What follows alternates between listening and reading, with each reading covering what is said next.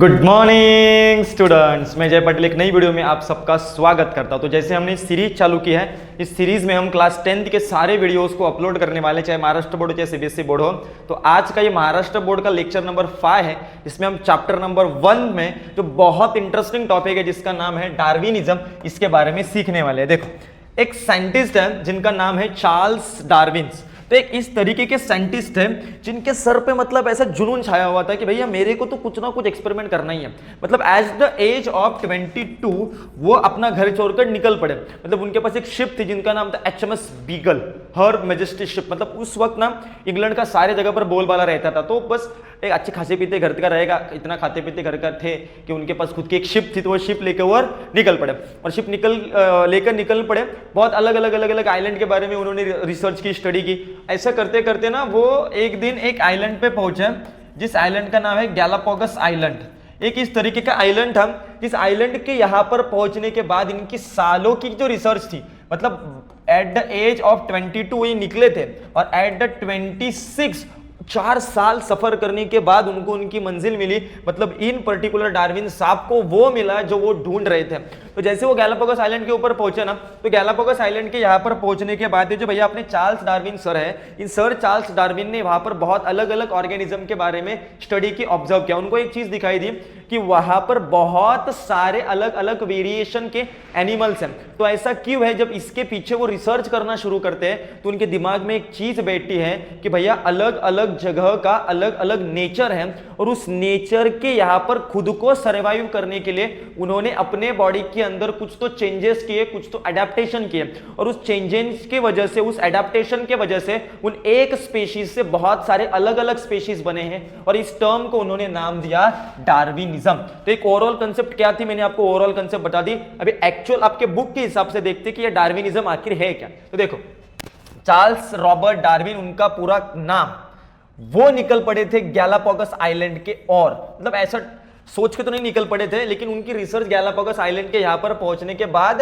मतलब खत्म हो गई थी या फिर उनको मिल गया था जो वो ढूंढ रहे थे।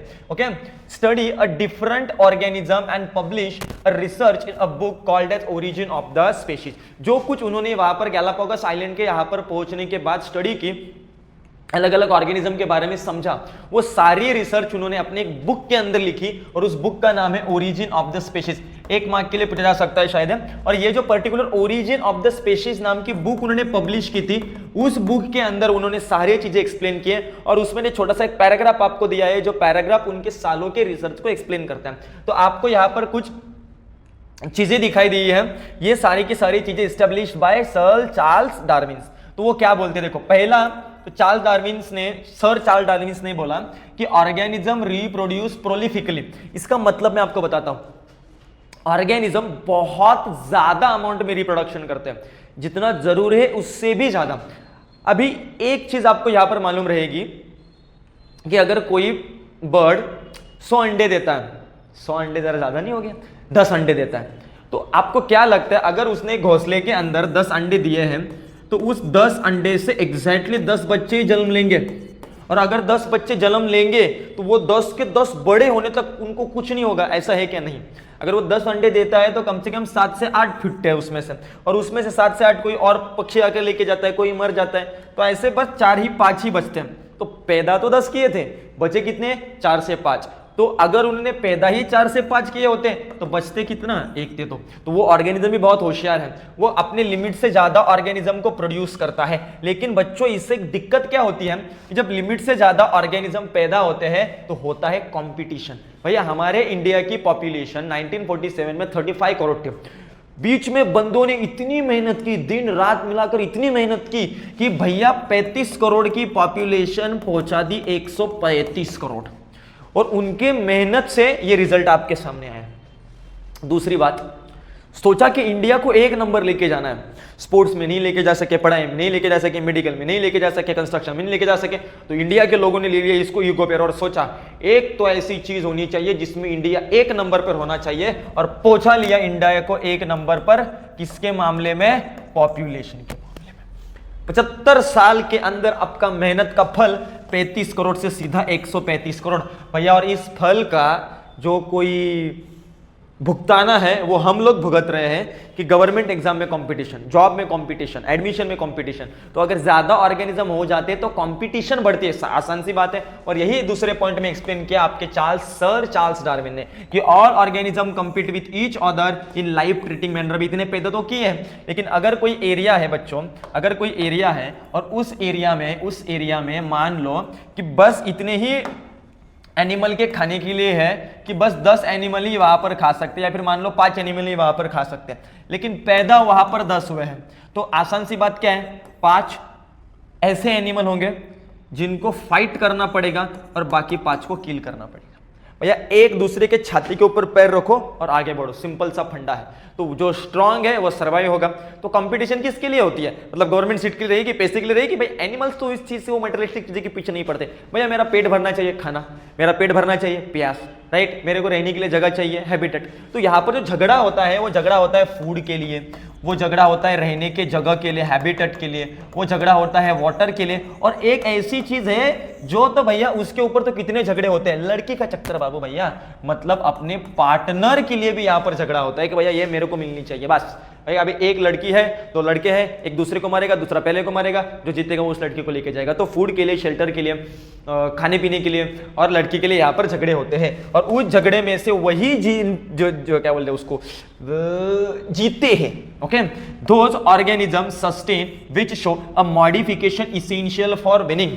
मतलब अगर कोई मेरे मुंह के ऊपर मुक्का मार रहा है, बराबर, तो मैं क्या कर लूंगा, अपने मुंह के यहाँ पर शील्ड लगा लूंगा। तो मैंने अपने बॉडी के अंदर मॉडिफिकेशन किया। अभी वो अगर मेरे मुंह के ऊपर मुक्का मारेगा तो उसका मुक्का मेरे मुंह के ऊपर बैठेगा क्या? नहीं, शील्ड उसको रोक लेगी।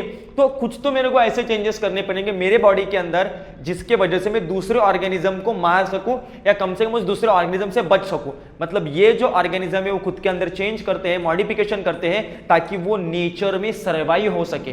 तो ऐसे ही ऑर्गेनिज्म नेचर में सर्वाइव करते हैं जो नेचर से खुद को प्रोटेक्ट करने के लिए अपने बॉडी के अंदर चेंजेस करते हैं। अगर हमने ईगो के ऊपर भैया हम नेचर के अकॉर्डिंग तो चेंज नहीं होने वाले। अगर ठंड पड़ रही है, आपको कहा किसी ने यहां पर उठा के अंटार्कटिका में जाके डाल दिया, भैया मैं उगड़ा घूमूंगा वहां पर, सॉरी बिना कपड़े के वहां पर घूमूंगा, तो भैया नेचर के अकॉर्डिंग आप जिंदा रहोगे क्या वहां पर? आप बोलेगे भैया नेचर, भैया नहीं भैया बे देख मैं कपड़े नहीं पहनने वाला, तू गर्मी है, तू गर्म हो, वो गर्म होने वाला है? नहीं होने वाला है। तो मेरे को गर्म स्वेटर पहनना पड़ेगा, कुछ तो ऐसी चीजें करनी पड़ेगी जिससे मैं उस ठंड के अंदर खुद को बचा सकूं। और अगर मैंने ईगो को ला लिया तो भैया वो ठंड मेरे को मार देगी। तो नेचर के अकॉर्डिंग जो खुद के अंदर चेंज करता है उसी को ये नेचर सिलेक्ट करता है, वही जिंदा रहेगा। तो वही तो बोला है कि sustain and selective organism perform a reproduction and give rise to the new organism. तो भैया ऑर्गेनिज्म लिमिट से ज्यादा रिप्रोडक्शन करते हैं, उसके वजह से उनके बीच में कंपटीशन होती है। उस कंपटीशन के वजह से वही जिंदा रहेगा जो खुद के अंदर चेंजेस करेगा। नेचर अगर खराब है तो उस नेचर से खुद को बचाने के लिए खुद के अंदर चेंज करना पड़ेगा। जिसने चेंज किया वो बच गया, और जो ऑर्गेनिज्म बच गया है वो आगे रिप्रोडक्शन करेगा और उससे अलग अलग स्पेशीज का बच्चों क्या होगा, जन्म होगा, क्योंकि उसने उस नेचर से बचने के लिए खुद के अंदर जो चेंज किया है उसके वजह से नए नए स्पेशीज क्या हो सकते हैं, क्रिएट हो सकते हैं। और इसी टर्म को चार्ल्स डार्विन सर ने नाम दिया नेचुरल सिलेक्शन, और it is also called as Darwinism. तो डार्विन से डार्विनिज्म, राइट, लेमार्क से लेमार्किज्म। अगर हमारे यहाँ के साइंटिस्ट निकालते तो पाटिल से पाटिलिज्म, राउत से राउतनिज्म, भोईर से भोईरनिज्म, यादव से यादवनिज्म। तो भैया ये तो डार्विन थे, तो डार्विन से डार्विनिज्म। लेकिन ये उनके बुक के अंदर जब उन्होंने पब्लिश किया तो भैया उनसे एक मिस्टेक होगी। उन्होंने बोला इवोल्यूशन होता है वो ऐसे ही होता है, और जब ये ही नाम का वर्ड निकलता है ना तो ईगो को ज्वाइन करते हैं। तो बाकी के साइंटिस्ट बोलते हैं भैया हमने जो एक्सपेरिमेंट दिए उसका क्या, तो बोल रहे हैं कि खाली आपके अकॉर्डिंग ऐसा होगा, तो ऐसा नहीं है। सिर्फ और सिर्फ नेचर से खुद को बचाने के लिए किसी ने मॉडिफिकेशन किया है तो उससे ही इवोल्यूशन नहीं होता। इवोल्यूशन अलग अलग चीजों से हो सकता है। आप चाहे ये बोल सकते हो कि इवोल्यूशन में इसका रोल है, लेकिन सिर्फ इसके ही वजह से इवोल्यूशन होता है ऐसा नहीं। तो सर चार्ल्स डार्विन के इस डार्विनिज्म नाम के थ्योरी के ऊपर पड़ गए बच्चों ऑब्जेक्शन। क्या पड़ गए? ऑब्जेक्शन। तो देखो इवोल्यूशन के बहुत सारे रीजन हैं। नेचर के अकॉर्डिंग खुद को बचाना है, इवोल्यूशन होगा। किसी चीज के ऊपर वो अगर कुछ ज्यादा मेहनत करते हैं तो उससे हो जाता है, म्यूटेशन की वजह से हो जाता है, अलग अलग चीजें हैं। लेकिन इन्होंने क्या बोला, सिर्फ मैं जो बोलता हूं वही सही है। भैया ऐसा तो नहीं है कि सिर्फ आप ही बोलोगे वही सही है, तो इसके ऊपर पड़े ऑब्जेक्शन। देखो, natural selection is not only factor responsible for evolution, कि भैया सर आप बोल रहे हो कि इससे इवोल्यूशन होता है, ये हम मान्य करते हैं, इसको हम एक्सेप्ट करते हैं, लेकिन अगर आप ये बोलोगे कि सिर्फ इसकी वजह से नहीं हुआ है तो भैया इससे नहीं होगा। देखो, सेकंड ऑब्जेक्शन डाला, Darwin did not mention any explanation about useless and useful modification. भैया नेचर से खुद को बचाने के लिए वो ऑर्गेनिज्म खुद के अंदर मॉडिफिकेशन करता है, तो मान लो उसने काम के मॉडिफिकेशन किए, लेकिन कई बार ऐसा होता है कि बिन काम के भी मॉडिफिकेशन होते हैं, तो ये बिन काम के मॉडिफिकेशन होते क्यों है, और इससे हो गया आपके चार्ल्स सर डार्विन का मुंह बंद।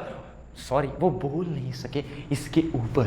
तीसरा point, there is not explanation about a slow changes and abrupt changes. Abrupt changes का मतलब फास्ट चेंजेस। देखो, कोई ऑर्गेनिज्म उसकी जर्नी पूरे 1 लाख साल की, मान लो ह्यूमन बीन है, तो ह्यूमन बीन की जर्नी पूरे 1 लाख साल की है, टोटल अगर काउंट किया तो 7 करोड़ साल की है। तो 7 करोड़ साल के यहाँ का पहला इंसान बंदर था, लेकिन उससे सालों साल लगे खाली ऐसा बेंड हुए हुए एनिमल को सीधा होने के लिए, लेकिन उसके कुछ ही लाख साल बाद वो पूरा का पूरा कंप्लीट ह्यूमन बीइंग बना। तो खाली इस कंबर को सीधा करने के लिए करोड़ साल लगे, लेकिन पूरे बॉडी को डेवलप करने के लिए फिर सिर्फ कुछ लाख साल लगे। तो ऐसा क्यों होता है कि कुछ चेंजेस बहुत स्लो होते हैं और कुछ चेंजेस बहुत फास्ट होते हैं, और आपके ये जो सर चार्ल्स डार्विन सर है वो इसका एक्सप्लेनेशन नहीं दे सके। तो ऐसा तो नहीं है कि ये थ्योरी बस ऐसे बिन काम की दी है, नहीं, ये थ्योरी काम की तो है, लेकिन सिर्फ यही थ्योरी से इवोल्यूशन होता है ये प्रूफ नहीं हुआ है। But this theory of natural selection give very important term for study of natural selection. तो भैया इसी पूरे टर्म को बोला जाता है नेचुरल सिलेक्शन। तो फिर से एक बार रिपीट करता हूं, दिमाग के अंदर कंसेप्ट को फिट कर देना। ऑर्गेनिज्म लिमिट से ज्यादा रिप्रोडक्शन करते हैं, उसकी वजह से कंपटीशन बढ़ता है, जो मॉडिफिकेशन करेगा वो जिंदा रहेगा, जो जिंदा बच गया वो रिप्रोडक्शन करेगा, और जो रिप्रोडक्शन किया है उससे नया ऑर्गेनिज्म जिंदा हो जाएगा, नई स्पीशीज बनेगी। लेकिन सिर्फ और सिर्फ यही रीजन इवोल्यूशन के लिए रिस्पॉन्सिबल है ऐसा नहीं है। कई बार कुछ यूजलेस चेंजेस होते हैं, कुछ यूजफुल चेंजेस होते हैं, जिसका एक्सप्लेनेशन सर चार्ल्स डार्विन नहीं दे सके। और तीसरा पॉइंट कि पर्टिकुलर चेंजेस कई बार स्लो भी हो सकते हैं और फास्ट भी हो सकते हैं। तो ये पूरा उन्होंने एक बुक के अंदर दिया था, जिस बुक का नाम है ओरिजिन ऑफ द स्पीशीज, और इस टर्म का नाम है डार्विनिज्म, या फिर इसको आप बोल सकते हो नेचुरल सिलेक्शन। तो भैया बढ़ते हैं हमारे अगले स्लाइड के ऊपर, और ये प्यारे से चार्ल्स डार्विन सर को बाय बाय करके, हाँ जो उन्होंने देखा था फिंचेस बर्ड का, देखो बर्ड तो सेम है, किसी की चोंच बड़ी है किसी की छोटी है, तो ये एक ऐसे जगह पर रहता है जहां पर बड़ी चोंच की जरूरत है, और एक ऐसे जगह पर रहता है जहां पर छोटी चोंच की जरूरत है। तो नेचर के अकॉर्डिंग इन्होंने अपनी चोंच के अंदर मॉडिफिकेशन की है, और इसी मॉडिफिकेशन को बोलते हैं नेचुरल सिलेक्शन। भैया जिंदा तो रहना है ना, अगर जिंदा रहना है तो भैया नेचर के अकॉर्डिंग खुद के चेंजेस करने पड़ेंगे। रुक भैया, इस पर्टिकुलर बोर्ड को क्या हो गया, हैंग मार गया, अरे अरे अरे अरे हो जा चेंज, रुको रुको रुको, कि आपकी तरह थोड़ा स्लो पड़ गया, हो जा चेंज, अरे हो जा चेंज। तो अपना सर चार्ल्स डार्विन का खत्म होने के बाद हम नेक्स्ट कंसेप्ट पढ़ने वाले हैं लेमार्किज्म। तो चलो, लगता है आप थोड़े बोर हो रहे हो, थोड़े बोर हो, एक शायरी में आपको सुना देता हूं, ओके? कमेंट सेक्शन में जरूर बताना कि शायरी आपको कैसे लगी, ओके? कई बार ऐसा रहता है कि कई लोग आपको छोड़कर चले जाते हैं, लेकिन फिर भी आप उनका सब्र करते हो। तो ऐसे लोगों के लिए मैंने एक बहुत सुंदर सी शायरी बनाई है कि रंग रंगोटी रात चांद जमीन आसमान एक तरफ, सुबह शाम एक तरफ और उसका चेहरा एक तरफ, रंग रंगोटी रात चांद जमीन आसमान एक तरफ, सुबह शाम एक तरफ और उसका चेहरा एक तरफ, वो रूठ कर चली जाए फिर भी मेरा सब्र एक तरफ, अरे उससे झगड़ा एक तरफ और मेरी मोहब्बत एक तरफ। देखा कितनी अच्छी शायरी बोलते हैं आपके जैसे, तो कमेंट सेक्शन में वाह कर देना। चलो तो चलो नेक्स्ट कंसेप्ट पढ़ते हैं, जिसका नाम है Lamarckism. It is given by Jean Baptiste Lamarck. भैया आपके ये जो लेमार्क सर है, लेमार्क सर क्या बोलते हैं कि जो ऑर्गेनिज्म है उसके अंदर चेंजेस होते हैं, इवोल्यूशन होता है, ताकि उसके एक्सटर्नल बॉडी के अंदर कोई ना कोई तो चेंजेस हो गया। मान लो मॉर्फोलॉजिकल चेंजेस मतलब एक्सटर्नल चेंजेस, मान लो कि उसकी पूंछ है वो पूंछ निकल गई, या फिर पूंछ नहीं, नई पूंछ लग गई, तो ये एक्सटर्नल चेंजेस हुआ ना, तो इस चेंजेस के वजह से क्या होता है, इवोल्यूशन होता है। दूसरा उन्होंने क्या बोला कि reason behind those morphological changes are activities और laziness of that organism, and this concept is called as use और डिसयूज ऑफ ऑर्गन। अगर मैं किसी ऑर्गन का बहुत ज्यादा यूज करता हूं तो उस यूजेस के वजह से वो पर्टिकुलर ऑर्गन डेवलप होगा, और अगर मैं किसी ऑर्गन का यूज नहीं करता हूं तो वो ऑर्गन कम होता चला जाएगा। तो यही हुआ ना, जब हम पेट से नीचे उतरे तो हमने टेल का यूज करना छोड़ दिया, तो जैसे हमने टेल का यूज करना छोड़ दिया वो टेल अपने आप निकल गई, लेकिन वही अगर हम उस टेल का यूज कंटिन्यू करते तो वो टेल हमारे बॉडी के अंदर रहती। तो यही एक्सप्लेन किया है आपके सर जीन बैप्टिस्ट लेमार्क ने कि वो बोलते हैं आप जिस पार्ट का यूज ज्यादा करोगे वो पार्ट डेवलप्ड होगा और जिस पार्ट का यूज आप ज्यादा नहीं करोगे वो डेवलप्ड नहीं होगा। और इस कंसेप्ट को उन्होंने नाम दिया यूज और डिसयूज ऑफ ऑर्गन। तो जिस पार्ट का आप यूज ज्यादा करोगे वो आपके बॉडी के अंदर रहेगा, और अगर जैसे आपने इस पार्ट का यूज करना कम कर दिया, सालों साल आप इस पार्ट का यूज नहीं कर रहे हो, तो ये पार्ट आपके बॉडी से निकलता हुआ चला जाएगा। और अगर ये पूरा का पूरा ऑर्गन आपके बॉडी से निकल गया मतलब एक्सटर्नल चेंजेस हो गया, और इस कंसेप्ट को बोला जाता है Lamarckism. For example giraffe neck become too long because browsing on leaf. ऐसा मैं नहीं बोल रहा हूं,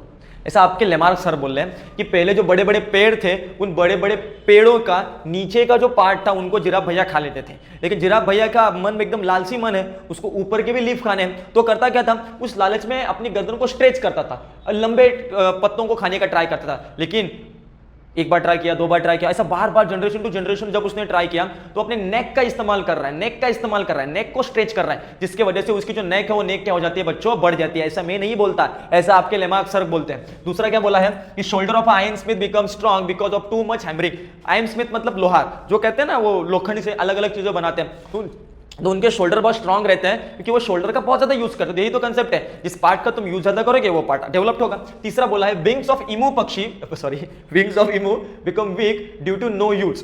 ओके, तो वो इमू ये एक बर्ड है, तो वो बर्ड बहुत तेज दौड़ता है, तो आप बेस्ट एग्जांपल इससे देख लो कि उसने अपने पंखों का यूज नहीं किया, और अगर उसने अपने पंखों का यूज नहीं किया है तो उसके पंख डेवलप नहीं हुए, लेकिन इसके वजह उसने किसका यूज किया, अपने पैरों का यूज किया, तो जिस पार्ट का यूज किया वो डेवलप हो गया, पैर का यूज किया पैर डेवलप हो गया, विंग्स का यूज नहीं किया विंग्स नहीं डेवलप हो गए। चौथा एग्जांपल दिया है legs of a bird like swan and emu and duck modify according to their use. Emu पक्षी का तो हमने देख लिया, श्वान और ये जो डक है ना वो एक्चुअली पक्षी है, बर्ड है, लेकिन वो स्विमिंग करते हैं। किस तरीके का पक्षी है मेरे को खुद नहीं मालूम, जो ना उड़ता है बस खाली स्विमिंग करता है, लेकिन उसके पैर को आप देखोगे तो वो इस तरीके से मॉडिफाई हुए हैं ताकि वो पानी के अंदर तैर सके। तो लेमार्क सर क्या बोलते हैं, इवोल्यूशन होता है उस वजह से जब आप किसी पार्ट का यूज ज्यादा करते हो और किसी पार्ट का यूज कम करते हो तो उस ऑर्गेनिज्म के अंदर चेंजेस होते चले जाएंगे, बिकॉज इवोल्यूशन का मीनिंग है चेंजेस। तो जिस पार्ट का यूज किया वो डेवलप्ड हुआ, जिस पार्ट का यूज नहीं किया वो डेवलप नहीं हुआ, और इस चेंजेस के वजह से उस पर्टिकुलर ऑर्गेनिज्म के अंदर क्या हो जाते हैं, इवोल्यूशन हो जाते हैं। तो पांचवा एग्जांपल दिया है snake lost their leg because modification occur in a body of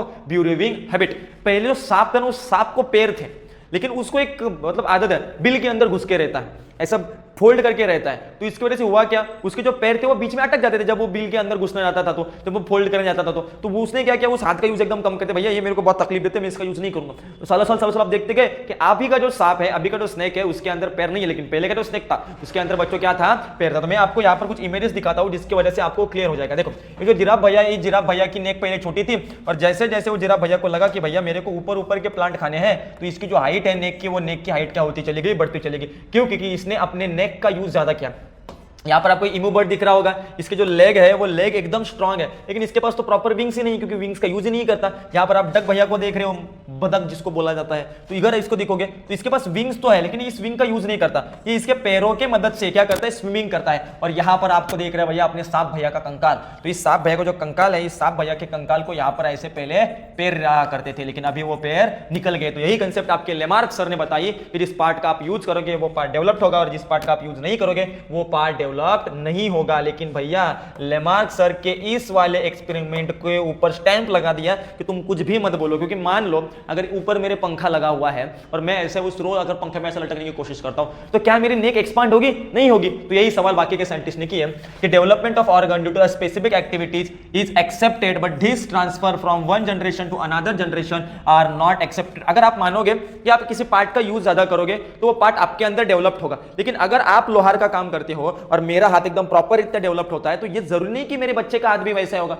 उसको वो काम करना पड़ेगा तभी उसका हाथ वो स्ट्रांग होगा। नहीं तो अगर मेरे पास अभी क्लास 10 की पूरी इंफॉर्मेशन है, मेरा बच्चा जो आएगा वो तो डायपर में क्लास 10 की इंफॉर्मेशन लेके आएगा, तो ऐसा होता है क्या, ऐसा नहीं होता है। Because character only transfer when it is change occur in a genetic material of germ cell. Living organism transfer their character from one generation to another generation called the ancestry of acquired character. देखो अगर कोई भी change किसी भी organism के germ cell के अंदर होता है, क्योंकि जर्म सेल आगे जाकर गैमेट को बनाते हैं, गैमेट मतलब ऐसे सेल जिसकी वजह से बच्चे पैदा होते हैं। तो अगर इस सेल के अंदर कोई चेंज हुआ, उसके डीएनए के अंदर कोई चेंज हुआ, तभी वो चेंजेस नेक्स्ट जनरेशन में ट्रांसफर होगा। लेकिन अगर वो चेंज डीएनए में नहीं हुआ है तो वो चेंज आगे नहीं ट्रांसफर हुआ। तो यही कुछ ऑब्जेक्शन थे जो आपके इन सुंदर से लेमार्क सर के एक्सपेरिमेंट के ऊपर लगे। तो आज के लेक्चर में हमने 2 टॉपिक के कवर किए, जिसमें सबसे पहले हमने टॉपिक समझा लेमार्किज्म, और दूसरा टॉपिक पहला टॉपिक हमने समझा डार्विनिज्म और दूसरा टॉपिक हमने समझा लेमार्किज्म। और इसी तरीके से हम आज के इस वीडियो के ऊपर राम राम लगाते हैं। मिलते हैं नेक्स्ट वीडियो में, तब तक के लिए बेस्ट ऑफ लक।